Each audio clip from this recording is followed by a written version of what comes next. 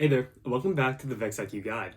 In today's video, we're going to be going over the best strategies that you can use in mix and match without being able to use the beams. So let's dive right in. So we're going to be starting off with a strategy that requires 2-pin stacks only. So just so you know, this strategy doesn't require you to go in specific order that I'm going to go in this video. Rather, you simply have to cover these few bases, and you can do this any way you'd like. The key things you need to cover in this route are getting 4 2-stack pins in your center goal, and all of those pins need to have an orange pin on the base. Then, if you have extra time at the end, you should also be going for the 2 square goals in the corners and get their respective color pins as the bases. So remember that we always have to start in this bottom left-hand corner here.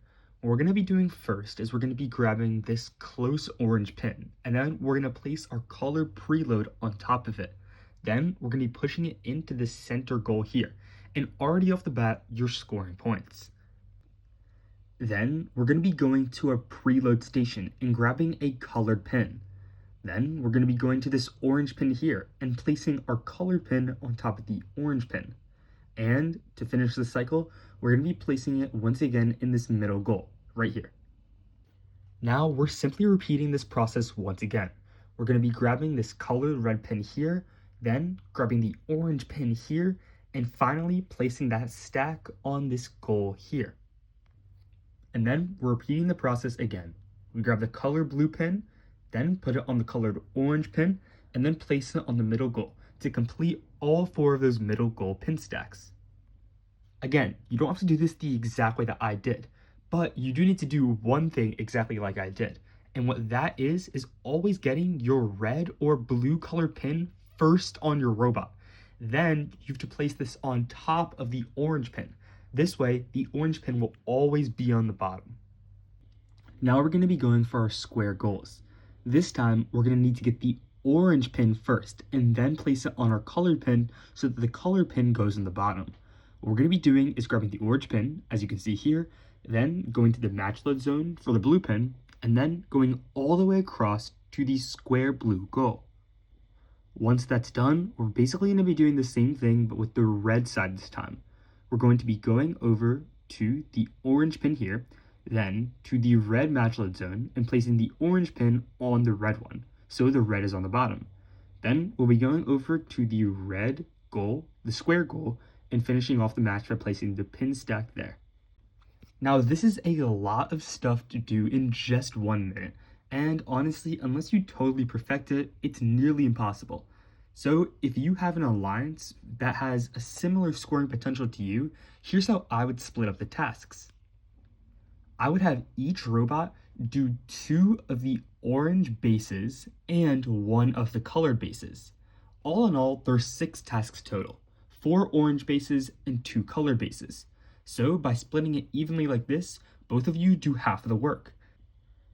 That being said, if your teammate just isn't able to score pins, and oftentimes that does happen, that is okay. What my recommendation would be is simply just to go in the order of things that I talked about going forward. I would try to get done those 4 orange pin bases, because in my opinion, they're the easiest to score in that middle section. Also, just one quick tip. At the end of the match, please make sure you and your partner are touching a scoring element. This immediately gives you an extra 4 points. Now we're going to be moving over to 3-pin stacks. If you're comfortable with making 3-pin stacks, that actually makes your scoring potential a lot higher. That being said, I think the route in the 3-pin stack matters a lot more. So if you're going to be doing this, please try to follow along with this route as much as possible and try to get it down with you and your alliance. Let's make some scoring objectives here. Ultimately, what we're going to be doing is making 4 3 stacks total. And each of these triple stacks needs to have an orange pin base. And they all need to be scored in that central goal. What you want to do first is go all the way across the field to the other side's match loading zone.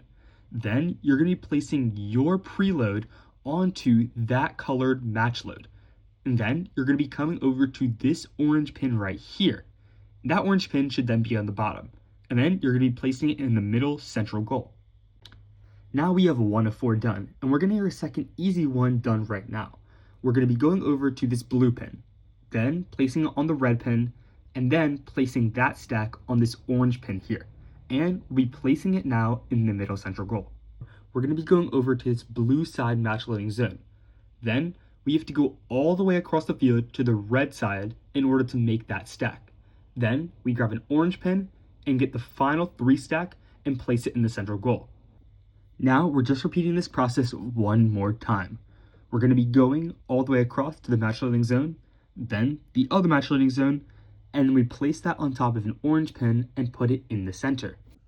Just like the last strategy, if your alliance is capable of making 3 stacks as well, I highly suggest you guys split this 2 and 2.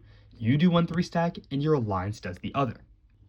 That said, I do think that if you practice this a lot, it is technically feasible to do it all in 1 minute, just with 1 robot. So it does raise a question. What do you do if your alliance is only able to do a 2-stack and not a 3-stack? Well, this actually brings up some new scoring potentials. So if you're able to master this route that I just showed you, what I would have your alliance try to aim for is going for the corner goals, specifically the square ones. This is because if they can just get 2 color coordinated 2 stacks in these corner goals, then you already boost your points by a lot. Now you know the most optimal ways to score really high points without using beams in VEX IQ Mix and Match. You can even score over 100 points using this strategy. As always, if you found this video helpful, consider dropping a like and subscribing to the channel for more content just like this. That's all for today, and I'll see you in the next one.